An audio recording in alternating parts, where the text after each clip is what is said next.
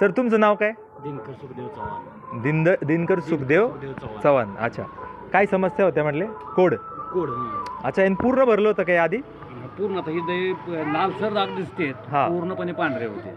बापरे, छान रिझल्ट आलाय सर. ह्या हातावर बी आहेत, ह्या हातावर पण आहेत. आणि त्यासाठी काय काय दिलं होतं तुम्हाला?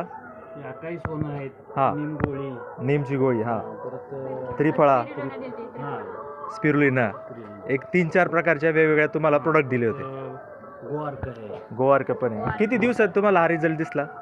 आम्हाला 15 दिवसानंतर रिझल्ट जाणवलं. 15 दिवसात थोडं डाग यायला लागले. आता किती? हो, आता हे जे हात जेवढे लालसर स्पॉट दिसतात का नाही, पूर्णपणे पांढरा दिसतात. हे बोटाला जसं दिसतंय असं पूर्णपणे होतं.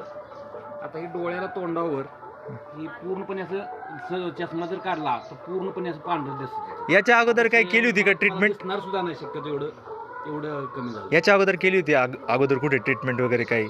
ट्रीटमेंट मग डॉक्टर जवळ केलती. शहा झालता, परत मिरजचे डॉक्टर झालते. बरं. माळी डॉक्टरनी कवटेचे त्यांनी सांगितलं होतं औषध घेऊ नका, ह्याच्यावर पर्याय नाही म्हणून. आणि किती खर्च केलता? तर मी पूर्णपणे गप्प बसलो होतो. खर्च किती केलता टोटल तरी बाहेर?